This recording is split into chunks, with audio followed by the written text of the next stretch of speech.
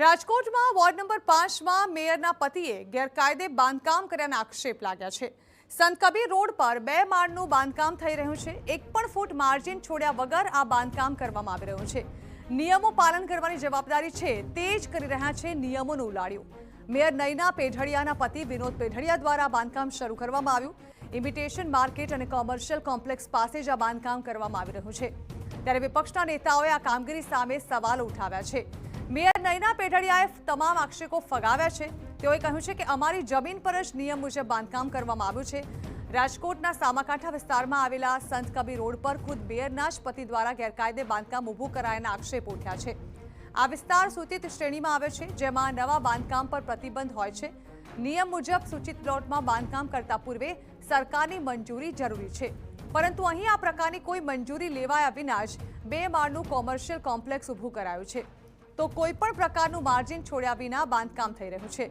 બાંધકામ ગુજરાત ગેસની લાઇન અને પીજીવીસીએલના થાંભલાની સાવ નજીક છે। ત્યારે સમગ્ર મામલે વિપક્ષના કોર્પોરેટર વશરામ સાગઠિયાએ આક્ષેપ કરતા કહ્યું હતું કે હાલ વાડ જ ચીભડા ગળે તેવી સ્થિતિ છે। મેયર નયના પેઢડિયાના પતિ હવે રૂપિયા આવ્યા એટલે બાંધકામ કરાવી રહ્યા છે તેવો વશરામ સાગઠિયાએ દાવો કરીને ભ્રષ્ટાચારના પણ આરોપ લગાવ્યા છે। તો બીજી તરફ નયના પેઢડિયા તમામ પ્રકારના આક્ષેપોને ફગાવી રહ્યા છે। રાજકોટના મેયર એટલે રાજકોટના પ્રથમ નાગરિક કહેવાય। એની ફરજ છે રાજકોટમાં દરેકને કાયદેસર ચલાવવાની, ખોટું ન કરવાનું, ખોટું ન થવા દેવાનું। હવે વાડ જ છીભડા ગળે છે એવું દેખાય છે। રાજકોટના મેયર બન્યા પછી એમના પતિ પાસે નાણાં આવ્યા, તો આવ્યા ક્યાંથી?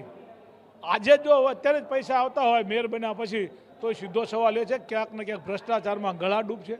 વોર્ડ નંબર 5ની અંદર સંત કબીર રોડ ઉપર જે નંદુબાગ વિસ્તાર કહેવામાં આવે છે ને ઓળખાય છે, એ નંદુબાગ વિસ્તાર છે એ અમારી જૂની જે વાડીઓ હતી, વાડીપડામાંથી જ્યારે સોસાયટીઓ બનેલી છે એ જગ્યા વર્ષોથી અમને બાપ દાદાએ આપેલી છે। ઘણા વર્ષની આ જગ્યા હોય, રોડ પોળો થયો તો એ રોડ સુધીની આ જગ્યા હતી। જ્યારે સરકારે માપણી કરી તો એટલી જગ્યા ખાલી કરી અને અમે પાડવાની પણ ત્યારે વર્ષો પહેલાં મંજૂરી આપી દીધી હતી। અત્યારે જે કાંઈ છે એ અમારા બાપદાદાએ અમને આપેલી જગ્યામાં કર્યું છે બાંધકામ।